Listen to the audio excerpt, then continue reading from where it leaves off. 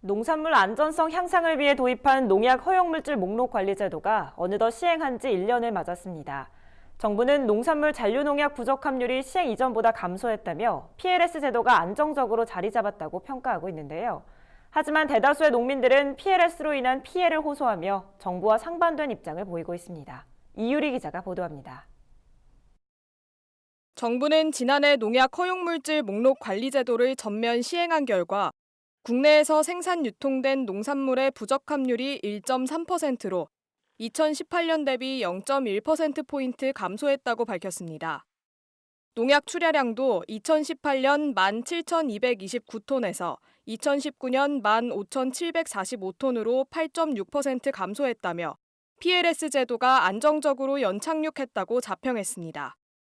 하지만 제도 도입 당시 제기됐던 농가의 어려움은 여전히 해소되지 않아 섣부른 자화자찬이라는 지적이 나오고 있습니다. PLS는 농산물별로 등록된 농약에 대해 잔류 허용 기준을 설정해 관리하고 이외에 등록되지 않은 농약은 잔류량을 1kg당 0.01mg까지로 일괄 적용하는 제도입니다. 2016년 경과 종실류, 열대 과일류를 대상으로 우선 도입된 후 지난해부터 모든 농산물에 확대 적용됐습니다.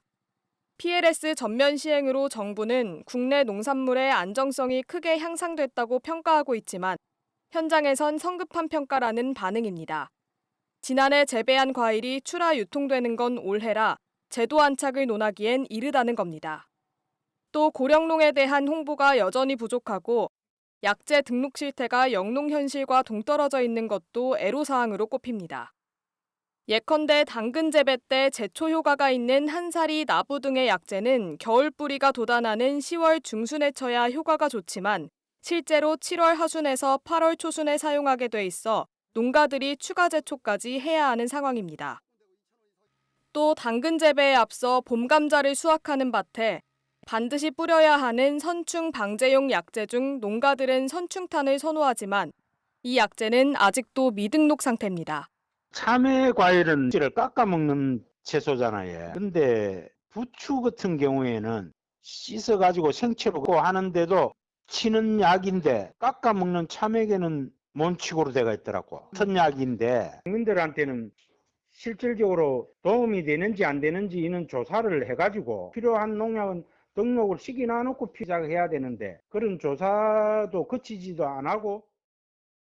농약 등록 문제는 PLS 시행 전부터 계속 농약 등록을 확대를 하고 있어요. 8년도에도 PLS 전면 시행 대비해서 7천여 개 좀 농약을 등록을 했고요. 19년에도 지금 4천여 개를 등록을 했습니다. 앞으로도 지금 관련 예산을 계속 확대를 해서 지속적으로 추진할 계획이고요. 정부는 PLS 제도로 인해 국민 먹거리 안정성이 높아질 것으로 기대된다며 PLS 제도의 안정적인 정착을 위해 관계자들의 지속적인 협조와 노력을 당부했습니다. MBS 뉴스 이유리입니다.